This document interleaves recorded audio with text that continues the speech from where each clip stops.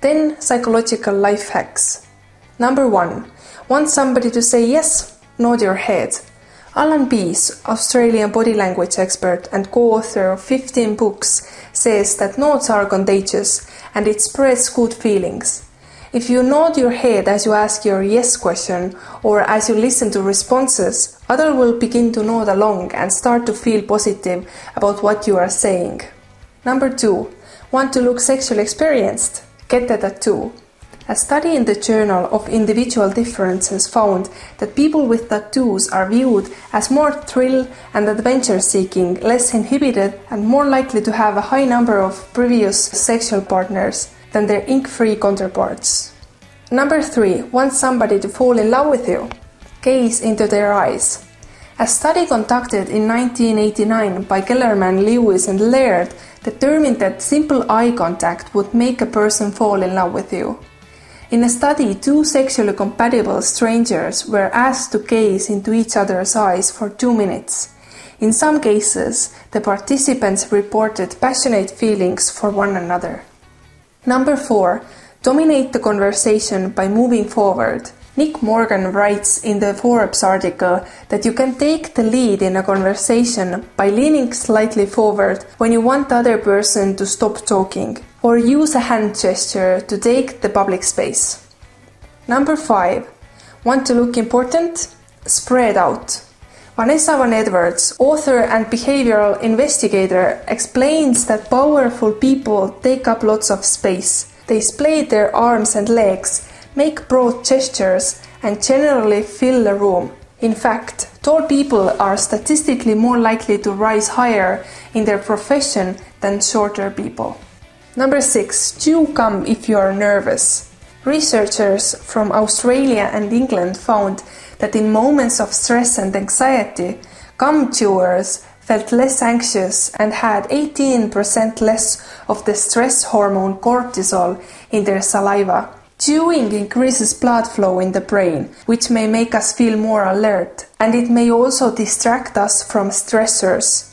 The study suggests that chewing gum can de-stress you in as little as 10 minutes. Number 7. Make a plea to individuals rather than groups.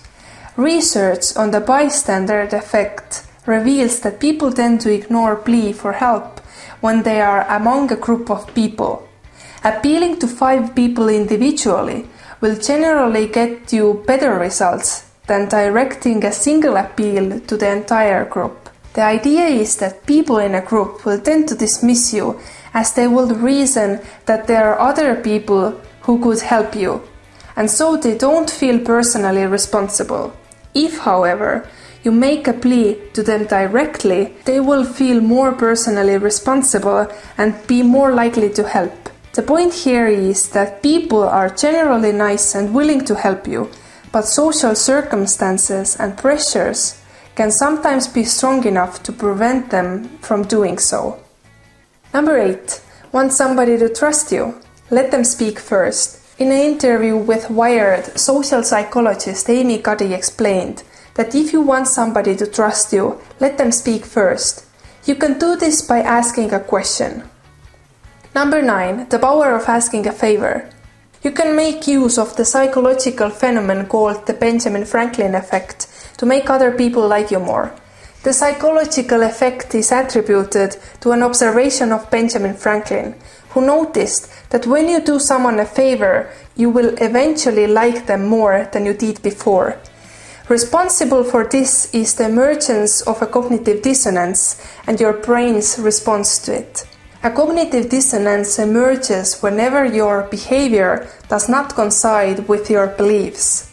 If you do someone a favor that you do not particularly like, your brain will try to rationalize your behavior by adapting your beliefs to the situation. It will tell you, this person isn't so bad after all, and give you various other opportunities to find explanations that will reduce the cognitive dissonance. Number 10. Want to appear trustworthy? Show your hands. Catherine Noel recommends in Business Insider that you would make sure your hands are always visible, never hiding. Putting your hands in your pockets is one of the worst things you can do if you want to appear confident and trustworthy.